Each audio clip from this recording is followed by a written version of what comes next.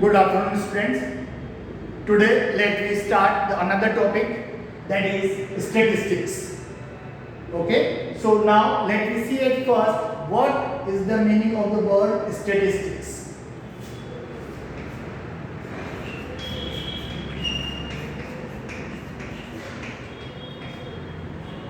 In fact, if we define the statistics in the very simple way, then it is a subject which deals with the four things, that is collection, representation, analysis, and then finally any conclusion or say interpretation. That means basically there are four steps in statistics.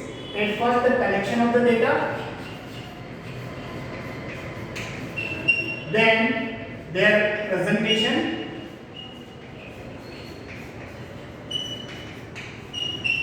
then analysis,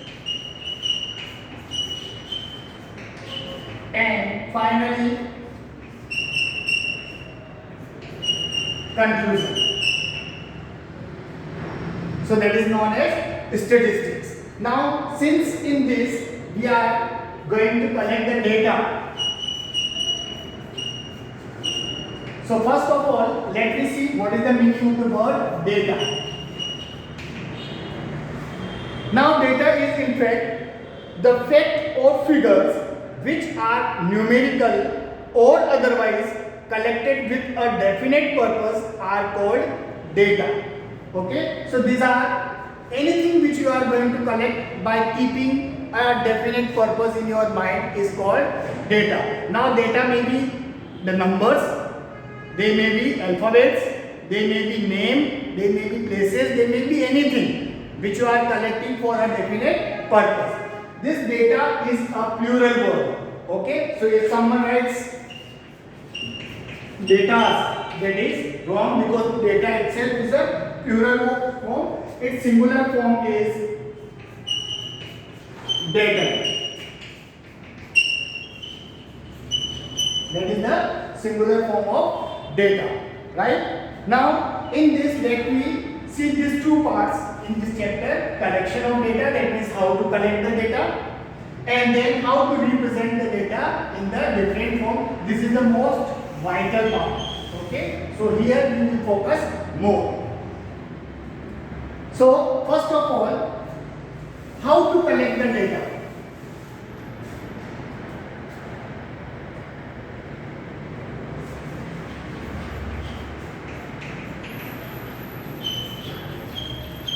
Now, there are two different approaches to collect the data.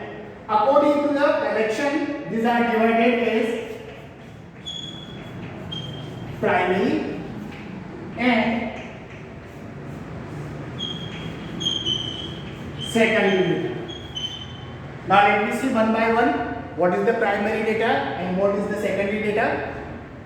Primary data. Suppose I am the investigator and I have to collect some information for with a definite purpose. Now, if I am collecting that information directly from that source, okay, then that means the investigator himself or herself, then such data are known as primary data. Okay, because the person himself or herself is collecting the data. Now, secondary data. In the secondary data, there are two ways of collecting the data. First of all, instead of going to that main source, the investigator collect the data from some other source which has already collected the data with any other purpose. Okay, so we can ask them, you give me the data. That is the secondary data. Or again, the investigator, instead of investigator herself or himself, the other person is appointed. Okay, that one of you go and collect the data from that place. That is called secondary data. Now, which mode of the data is the best one, primary or secondary one? Both are okay. According to our need, requirement, we have to use any one of the method, primary or secondary method. But the primary way of collecting the data is more reliable.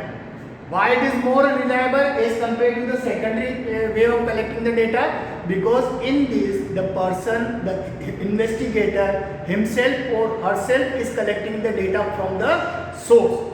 So the reliability of the data is more as compared to the secondary data. In the secondary data, suppose I have to collect the marks of one of the exam. Now, which is the reliable source? The answer sheet itself. I have to collect the answer sheet and from there I will take the numbers. But this data are already fed in computer, suppose, or instead of seeing directly the answer sheet, I am going in the computer lab and from there I am collecting the data of maths marks. Then this is the second data. Clear? Now, if the number of data are very large, the person himself or herself is not possible to go to that place and to collect the data. In that case, we have to choose secondary way of collecting the data. So this is what the collection of data. Now the next part, as I said, presentation of data.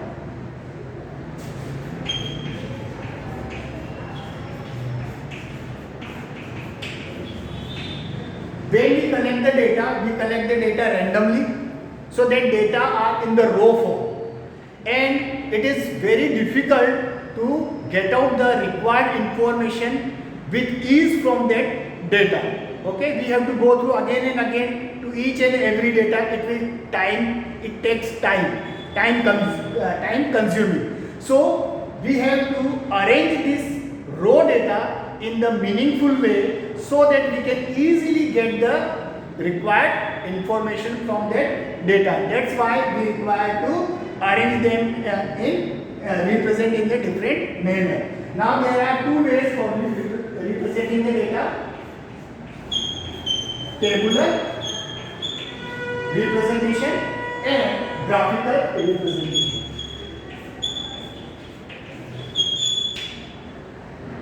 Now, in the tabular representation, there are various ways, but broadly we can divide this in the three parts: individual series, second,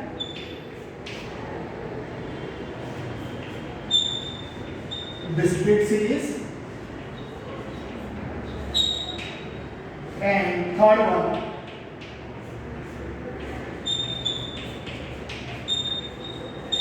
continuous series. So in these three different ways, we can arrange the data according to the requirement and the number of data. Now, how to write this in the individual form, discrete form and continuous form, that I will explain you in my next video.